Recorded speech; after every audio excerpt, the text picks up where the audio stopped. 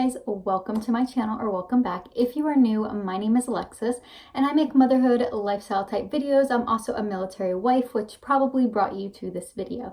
So yes, I am a military wife, and this is going to be part 2 of what I didn't know, or secret life of a military spouse video. You guys really enjoyed it, my first one, so I was really wanting to do a second one, and since you guys had such good feedback and really enjoyed it, I decided to do a second one. So if you are a military spouse, this is for you. If you're going to be a military spouse, this is for you. If you're not a military spouse and you're just curious, this is for you. So I hope that you guys enjoy. If you're not subscribed already, I would really appreciate it if you would do so. Hit that red subscribe button down at the bottom, and let's get into it and hear about all the strange things or different things as a military spouse. Okay, so this video is going to be a little bit different than my first one. So my first one was more of like, this is what I didn't know, And I did have some negative feedback. So I'm gonna give a little disclaimer here in the beginning. Everyone's experience is different. This is just mine, and this is really just the common experience.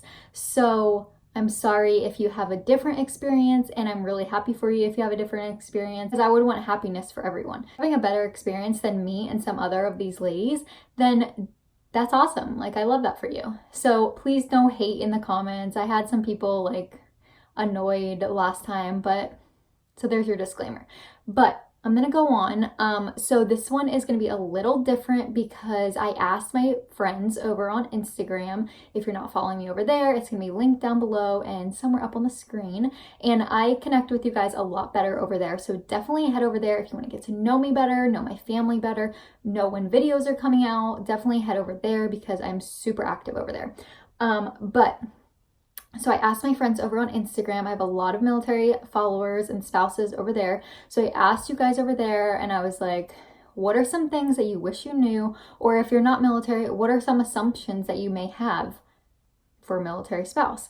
Or if you're not in the military or know nothing about being a military spouse. So this is gonna be a little different. It's not just my point of view, it's a lot of ladies' point of view, and I'm really thankful that some of my friends participated in this.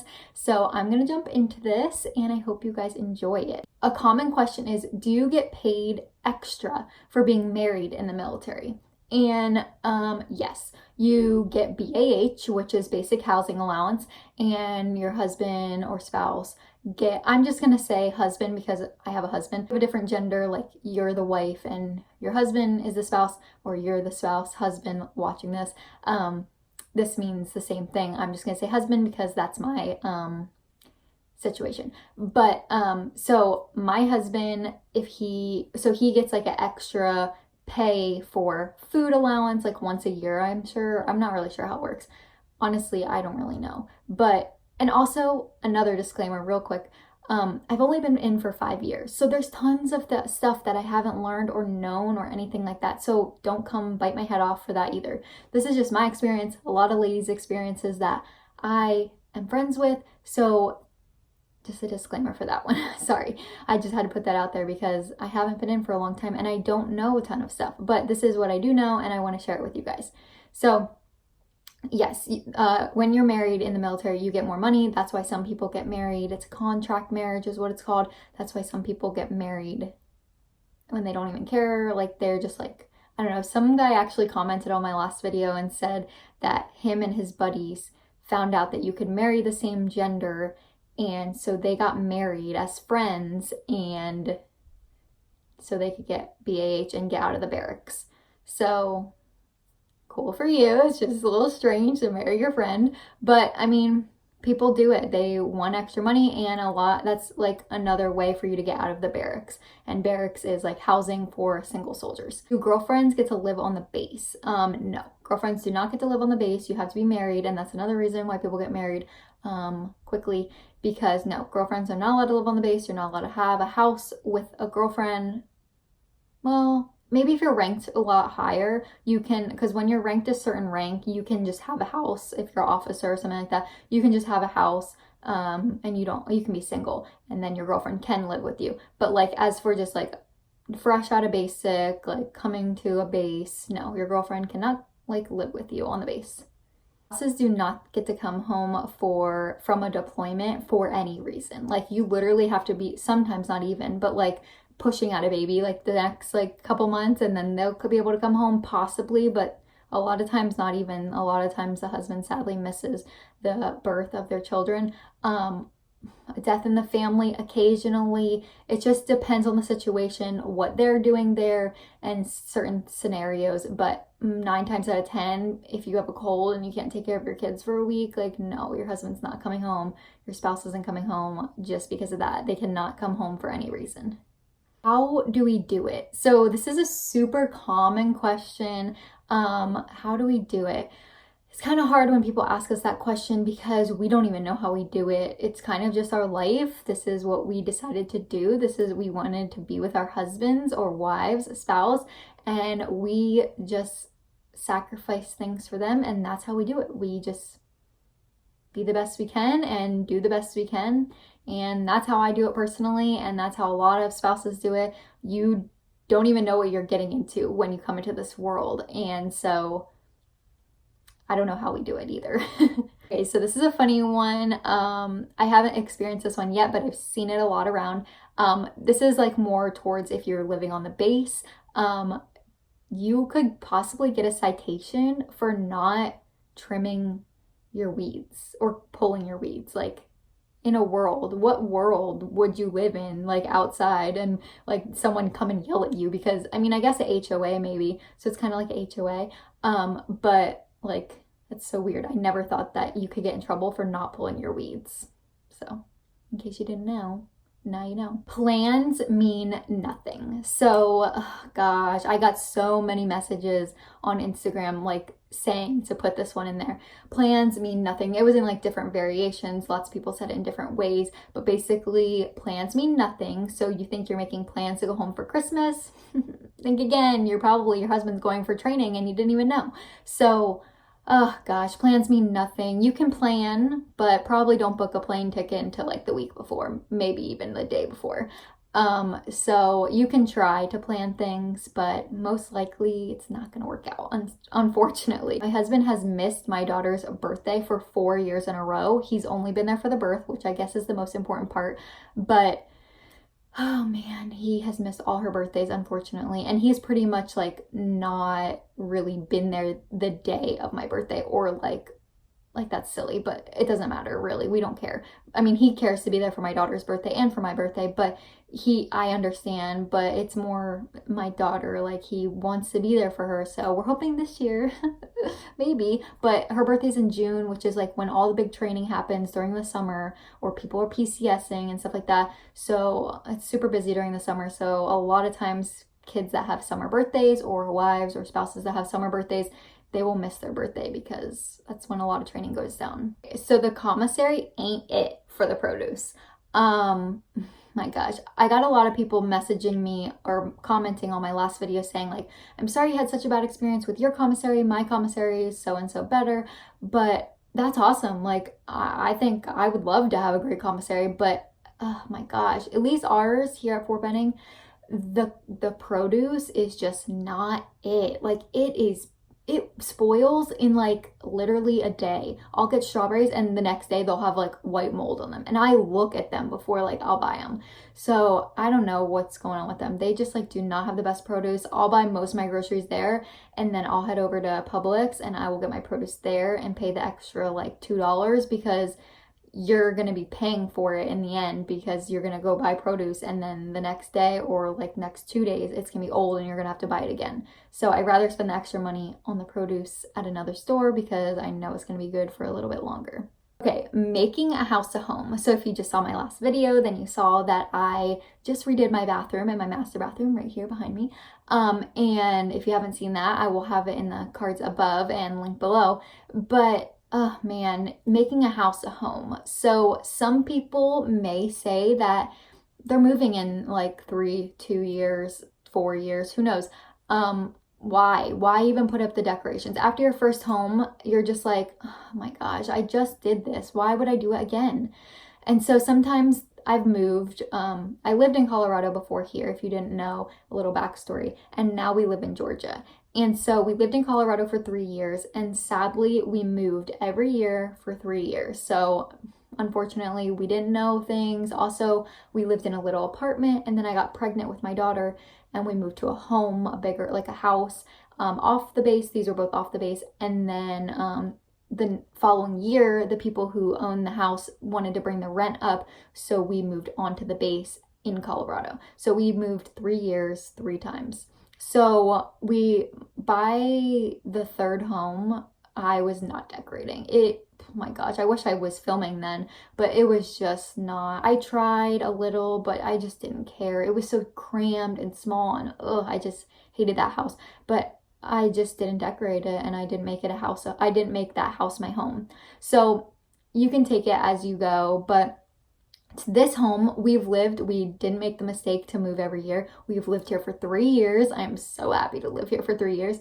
And I've made this house my home. I've decorated it. I've gotten new things. I've put things on the wall. I've made things how I'd like. And I know I'm going to have to move probably next year, but I'm really happy of what I did do. Maybe next house I'll be like, oh gosh, I don't want to do it. But for now, I'm really happy that I decorated the house and made it my home. So that's something that you maybe not have thought about, like making a house a home. So that was a long ramble about that, but some people have different opinions about it. Okay, this is for like on the base. So people will let their kids run wild on the base. Like, there are so many instances where there's just kids everywhere all the time, little kids, like my kids' age, like 4 years old, just outside doing their own thing, no parent in sight. You go to the little park up the street, no parent in sight. There's like 4-year-olds, 3-year-olds, 7-year-olds, like 7, I guess you could go to the park by yourself, but just like up the street. I don't know. I just wouldn't do it with my kids. So it's something new, and it's something that it's very common on the base. Very, very common, unfortunately. So a lot of people think that the base is safe because it's base, but there's weirdos here too, I'm sure. So like, that's not my kind of parenting, but it's a lot of other people's kind of parenting. And that kind of puts me into the next one, which is you will realize people's lifestyles are a lot different than yours. And I know that might sound like common sense, but like, I don't know. There's just, if you live on the base, you live close to people, so you see their lifestyle or you hear their lifestyle. For an example, when my husband and I lived in Colorado, we lived in a small area, like on the base, and all in like a circle. All the houses were connected, but like in a circle. And there was this one guy who would rev his engine of his car with his buddies every night, every evening. He would just rev his engine. So I don't know, like people that are into cars and stuff. So, people have different lifestyles. You gotta kind of get over it and learn to embrace it and just be like, oh, that's those neighbors again. So that's another thing that I never thought that I'd have to deal with, or that was a thing, but now I do know.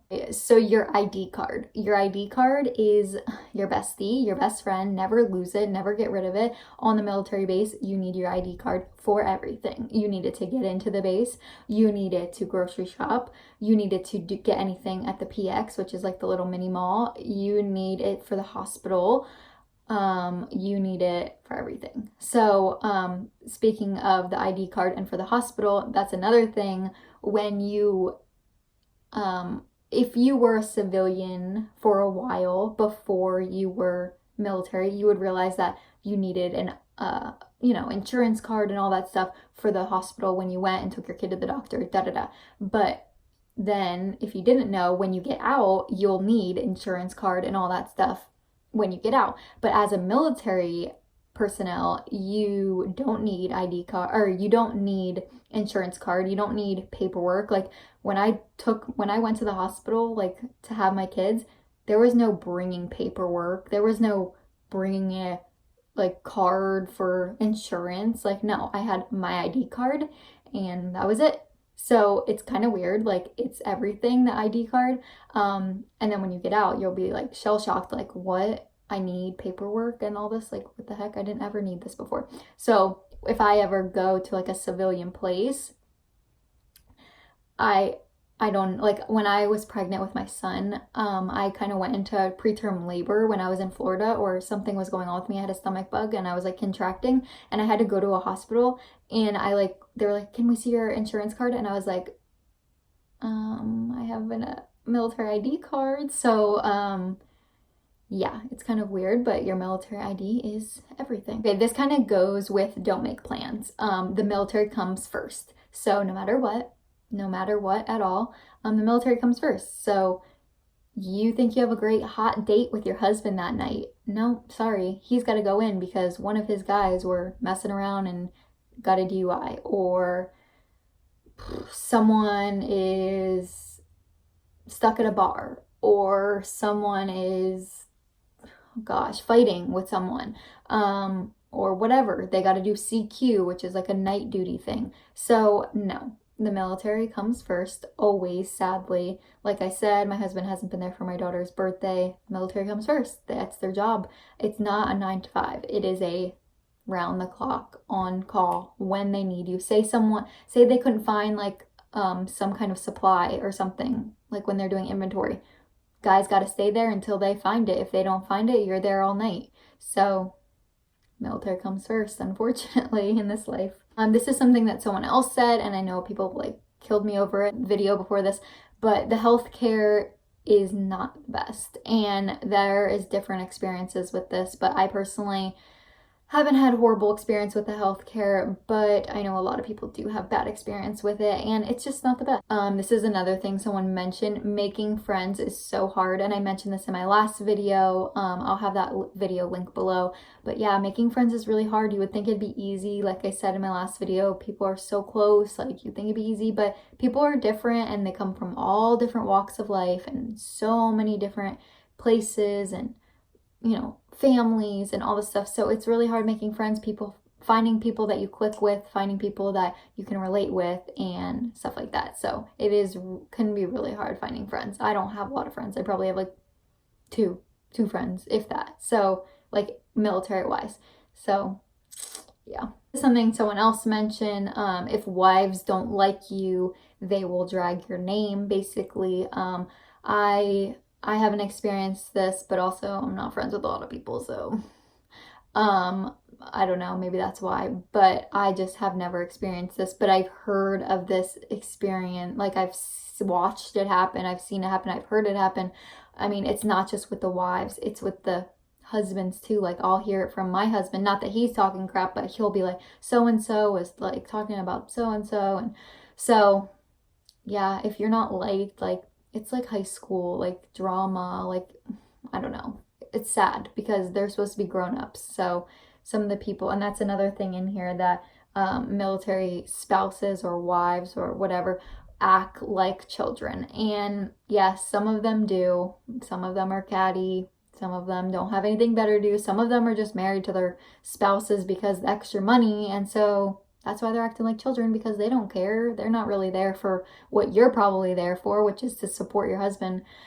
So yeah, some will act like children. So sadly, it's not always the best. Missing your spouse becomes something that you will do for the rest of the time that your husband or spouse is in the military.